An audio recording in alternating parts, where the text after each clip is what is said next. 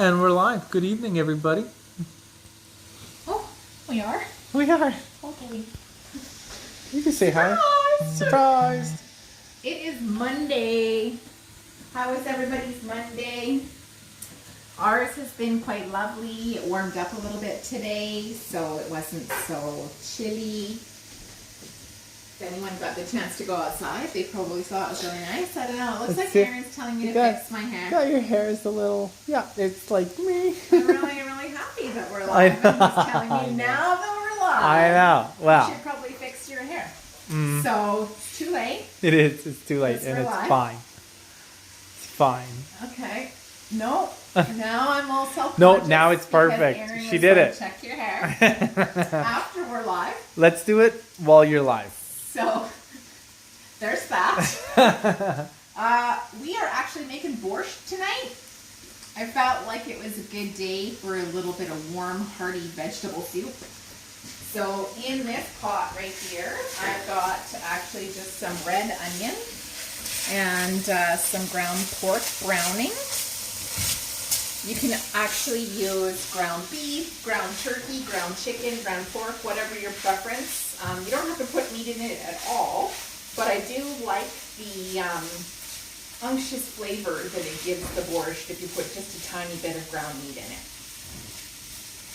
So we're going to wait for just a little bit of the brown bits to form on the bottom of the pan here.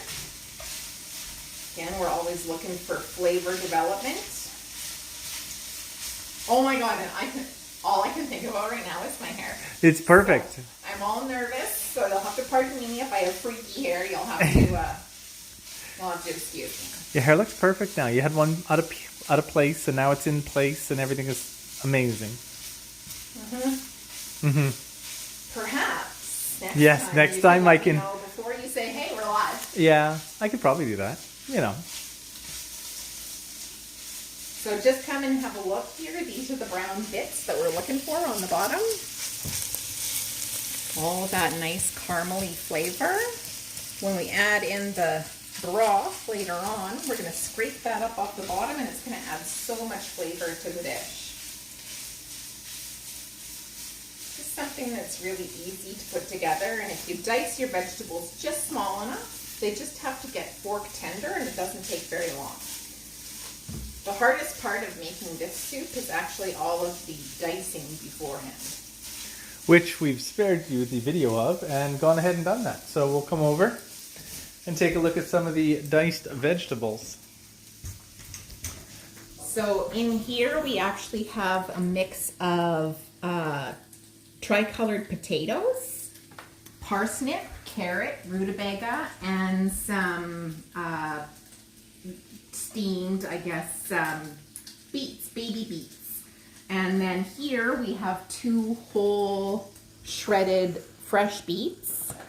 And I'm just going to finish dicing up some of this purple cabbage. I like to kind of look around and see what vegetables I have around the house that need using up. And kind of dump everything into this one. It's a really good hearty soup to add a whole whack of vegetables to.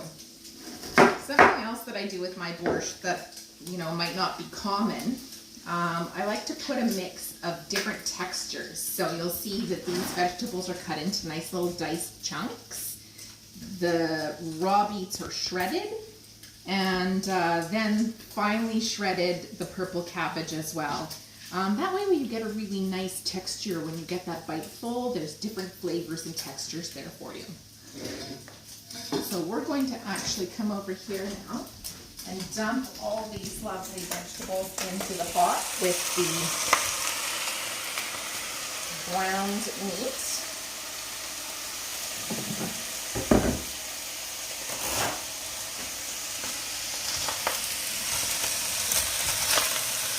Nice thing about making this kind of a soup too is that you can make a really large quantity and it freezes really well. Now to that we're going to add about a tablespoon of Mrs. Dash's original blend. It's just a nice herby blend. A couple tablespoons of that. And then we're going to add about a tablespoon of dried savory.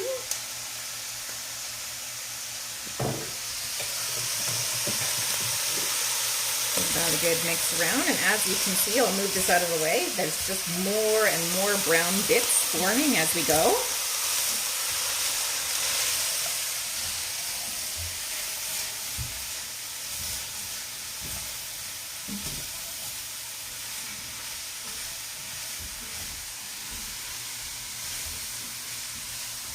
Now to that, I'm going to add that shredded beet.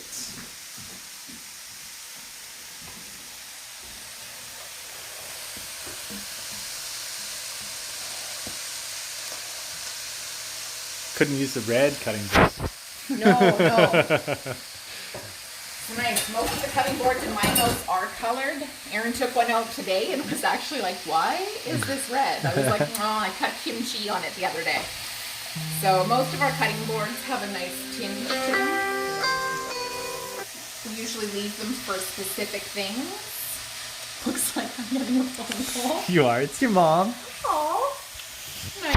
My mom usually knows when I go live, so apparently not today.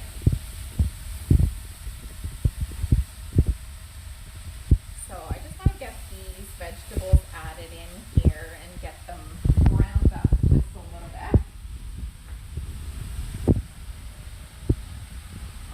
The more vegetables, the better.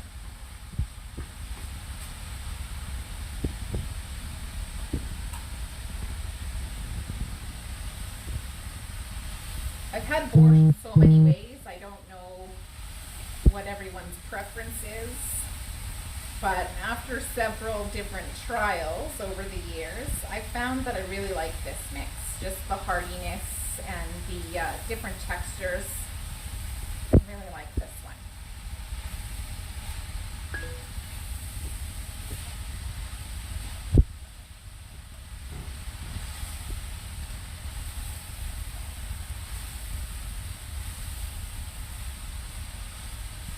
Now, we're going to start scraping those brown bits off the bottom by adding 1 container of vegetable broth.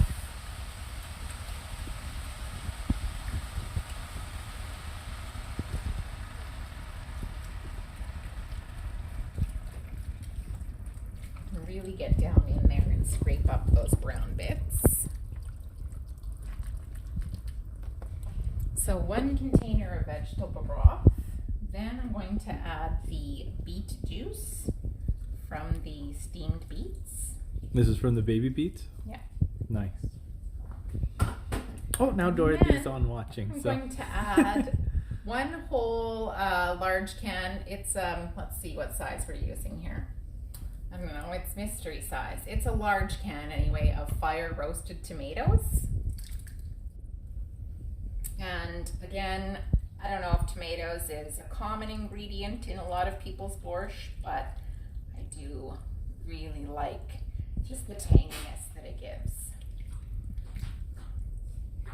Then I'm going to top that off, rinse the can out and get all of those yummy roasty bits from the can by topping it off with a whole can of water. And again, this makes a lot of soup, but what's nice about it is that you can freeze it, and it freezes well for about 6 months. Not that it lasts that long. So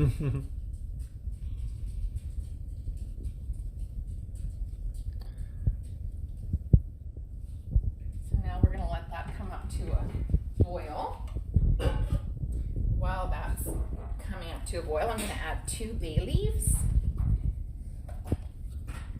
And then once it boils, I'm actually going to add a whole bunch of fresh dill. Dill plant in the corner. Just a little bit. Oh no, this is from the grocery store. Oh, from the grocery store. My dill, there's not enough of my dill. I needed a lot. Oh, look, that is a lot of dill. That is a lot of dill. So we are actually going to use almost all of this. I'm going to chop it up nice and fine. I'm going to save some of it as a garnish, but use most of it the soup itself.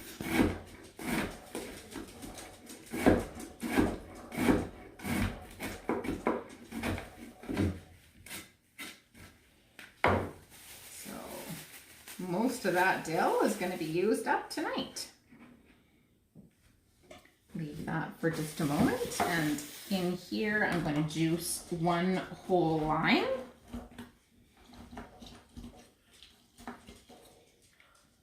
While you're juicing it, what's on the back counter there? Ooh, fresh cheesy dilly biscuits. I'm going to go take a look at them. Those do look really good. And those took what? Like, oh my goodness, 5 minutes to whip up? These are like lazy biscuits because it's just 2 cups of flour, 2 teaspoons of baking powder, a cup of a mix of cheeses. I use mozzarella and cheddar, and grana padano. Then I add some lemon zest, the juice of 1 lemon, a cup of milk, and you just mix it around. Oh, and a stick of butter, and you just mix it around until it starts to come together. Loaf of bread, a cotton milk, and stick butter. I may have watched too much Sesame Street when I was a child. We all did. We all did. But yeah, one of the tricks that I like is if you take your stick of butter and you toss it in the freezer for about 10-15 minutes, and then unwrap it and use a grater to grate the cheese. The butter. Then you, yes, grate the butter, pardon me. And then you toss it into your flour mixture. It's really easy then to kind of mix that up until you get little grainy pea-sized lumps of flour. And then you pour in your milk, mix it all until it's just combined, and then you drop them on a cookie sheet. And they only need to go into a 375 oven for about 10 to 12 minutes. Super easy and extra cheesy. You can see already the color development and everything in that borscht. It's lovely. And it already smells good. Does anybody else just love the earthy smell of beets? It's probably one of my favorite smells in the kitchen. Outside of, onions frying and bacon and such. So to that, I just added the zest of 1 lime and the juice of 1 lime. And now we're just going to let that come up to a bubble. I'm going to add about half that fresh dill right now.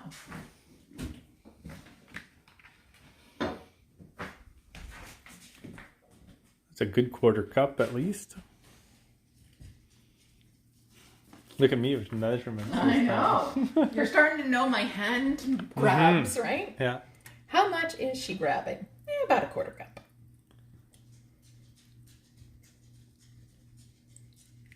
Oh, Crystal would like a biscuit. Yes, and they will be super good dipped in the soup. I wish you were coming for soup. It would be super tasty. And Shelly King says yummy. And just a nice dollop of sour cream to serve it. I'll show pictures of it when I serve it a little bit later.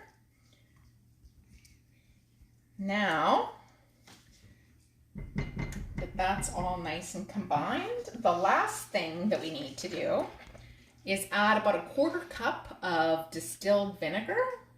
Just white vinegar is good. And it just helps draw out the beautiful flavors and beautiful colors of that beet. It gives it just a slight tartness.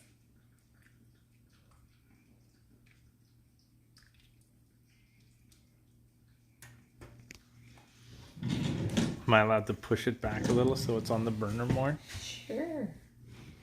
There. There we go. Now, all this needs to do is simmer, and again, just until the vegetables are fork tender. Again, you want to have that really nice bit of texture in each bite. And because of the labor-intensive part of chopping those vegetables up into smaller pieces, it really doesn't take that long to get them fork tender.